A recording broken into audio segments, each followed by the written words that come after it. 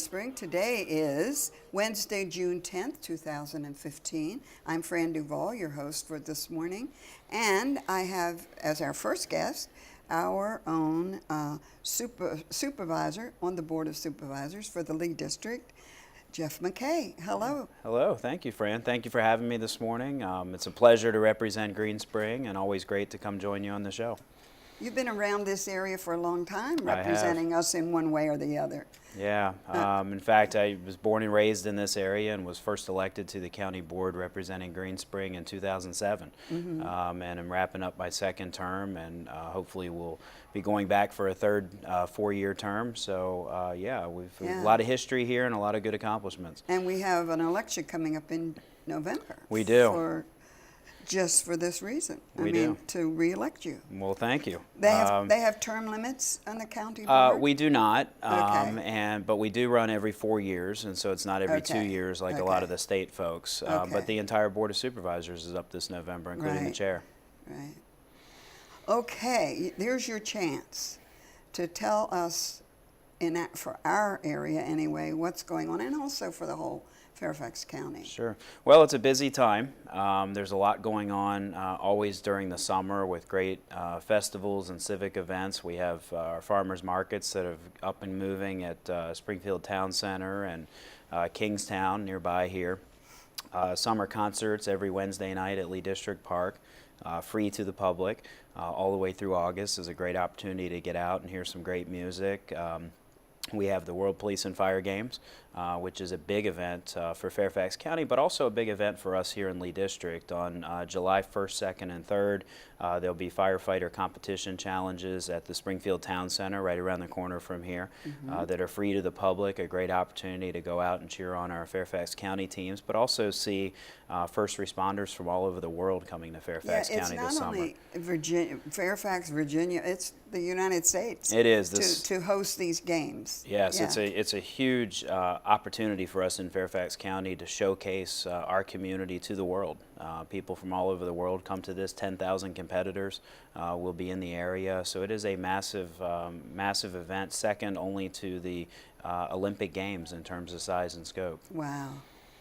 Well, I'm just so excited about it. I can't wait for it. Yeah, it'll be great. Hey, are you going to have TV coverage? Oh yeah, there'll be a lot of coverage. You know, we're sitting here about 2 weeks out from when it starts. I think the TVs and radios will be inundated with information about it once we get closer here. But you know, we have thousands of volunteers already signed up to serve and help the games.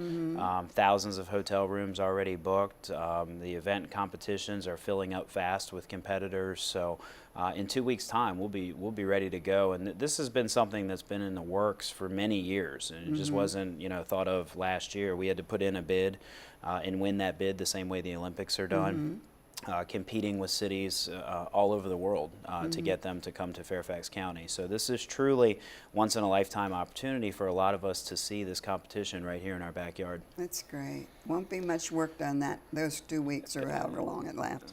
Now listen.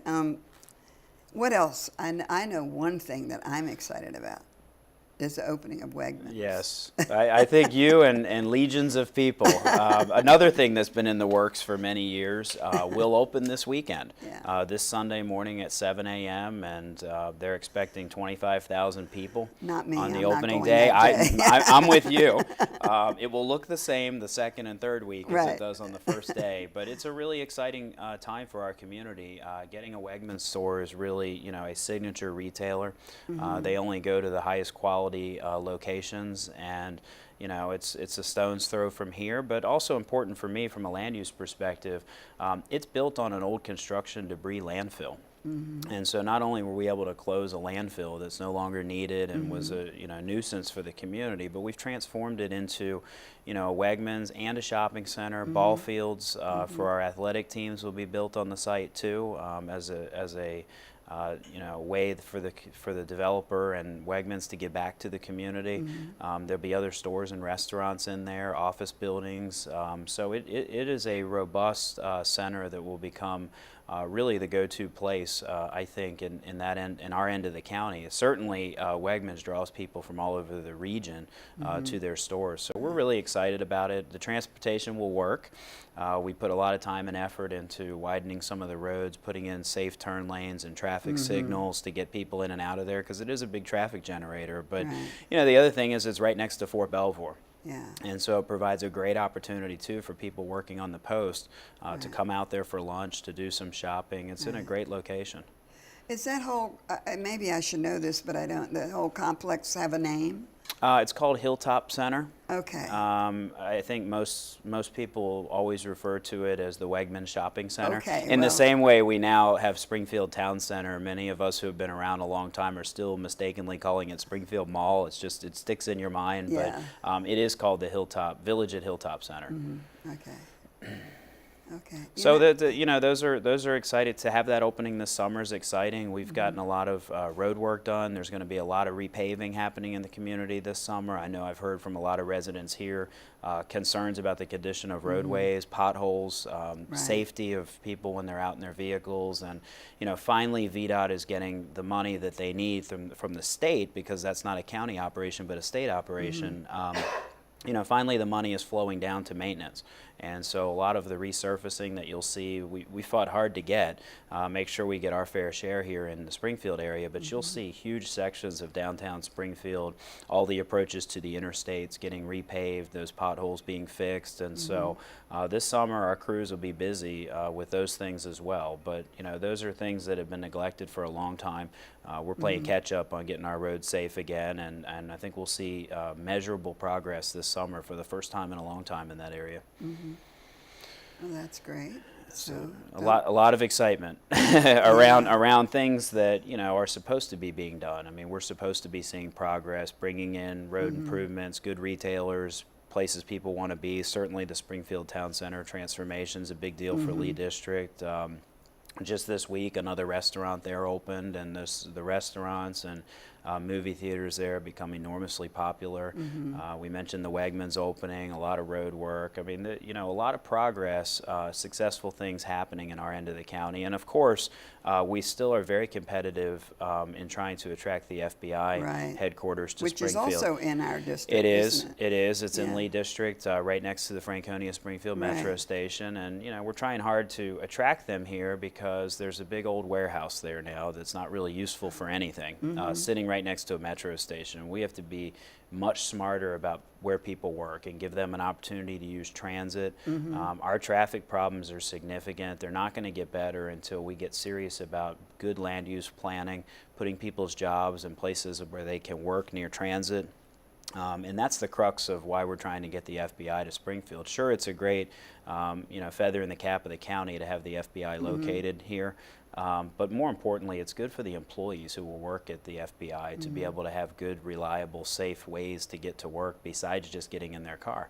And I think we'll be very competitive for that reason, and we're hoping to hear a more definitive answer on that towards the end of this year, first quarter of next year. Okay. But this I was again wondering when that we'd know. Yeah, they keep moving the dates, and for us, I think that's good, because the more deliberate they are in the decision that they have to make, and the more they look at the statistics and the real policy implications of where they're going to move, I think the better the site in Virginia starts to look. We've always been afraid they'd make a hasty political decision, they'd end up over in Maryland without looking at all the real good details of why the Virginia site makes sense. And the longer it takes, the more I think they're studying that, and the better positioned we are to be competitive. And so I think we're probably going to hear more likely first quarter of next year, but like the World Police and Fire Games and some of the Springfield Town Center, Wegmans, these things, sometimes take years. Sure. And we've been trying to attract the FBI now to Springfield for about 4 years. And so another,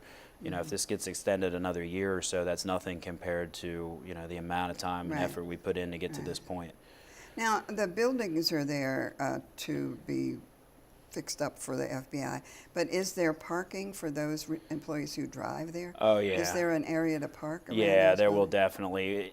Any redevelopment of that site will have to have structured parking, just Okay. because, being that close to the metro, Yeah. obviously the land has enormous value, and so they will have to do structured parking. And the density is high. I mean, you would be talking about, nearly 1 million square feet of office space for an FBI headquarters, and so that's going to take up the lion's share of that site. And so the only choice you'll have is, to do parking in a structured garage. But I do think, much like what happened at the National Geospatial Intelligence Agency right around the corner here from Green Spring, Right. when that was built, we had significant concerns about traffic, people getting in and out, and they have limited the parking to below the required amount on purpose, because they want to, force their workforce to look at carpooling, to look at transit, to look at other opportunities. And so I'm certain when working with the FBI, should they choose Springfield, we're going to be careful to make sure we don't overpark it, because you don't want too good of an invitation for everyone to drive themselves to work every day. And Right. so we want to be, we want to be careful about making sure we don't make it too easy for people to do that. But by the same token, clearly there will be people who will want to drive there, and they'll have to provide parking Right, for them. right. So a lot of good things happening. We did also just wrap up Springfield Days last weekend. I'm sure some of the residents of Green Spring were out and about and saw a lot of those activities happening in our community. Cardboard boat regatta, pet fest, a lot of fun things. We used to have a 5K run that was scaled down to more of a family-oriented walk, and there'll be another one of those this fall. But Springfield Days is something that has happened in Springfield for over 60 years. Wow. And what's great about it is it's really community-driven. It's people in the community who manage it, who schedule it, who plan it. Certainly my office helps with them, but it's definitely a community-driven event that just celebrates a lot of the civic pride people in this area have and where they live. And so that was an exciting weekend that we just wrapped up as well. So, this is really the best time of year. The weather gets better, people get out and about, they can take advantage of the concerts and farmers markets and take more trips out to dinner and do different things, and that's great for all of us. So it's really an exciting, this time of year is my favorite time. Yeah. And, it's particularly exciting when we have so many great things happening here. Now, tell me, Jeff, you have an office located right here in Springfield, right? Yes. Now, where is your office? My office is on Franconia Road, just on the other side of the mall. For those Okay. familiar with Franconia Road, it's where the police station is. It's right Okay, across the sure. street from the Paradiso, and we're there every day from 8 to 5 to help with constituent issues, anything that comes up. And I have a staff there that does excellent work in the community, trying to help people navigate their way through Sure. challenges that they're facing, and Right. certainly would invite anyone to come by at any time. Well, I'm getting a signal that we have just under a minute left. You want to close with anything Well, I want to special? close by thanking the Green Spring community for being such an important part of Lee District, and also for the good work they do in helping those in need. And last July, I had the scholarship committee and some of the staff Right. come before the board to thank them Right. for, and my colleagues were shocked on the board at the enormous amount of money and goodwill from Green Spring in helping our students who need scholarships. And so, I want to thank all the residents in Green Spring who helped make that happen. It's a big deal. These kids, they work hard here. They play by the rules. Right. They need a little help, and thank goodness we have communities like this who can do that. Such a vital part of Fairfax County that I'm proud of. Yeah. We also vote in high numbers. Indeed you do. Indeed. It's a well-known fact these days. You won't I'm have an sure- elected official not come here when they're invited.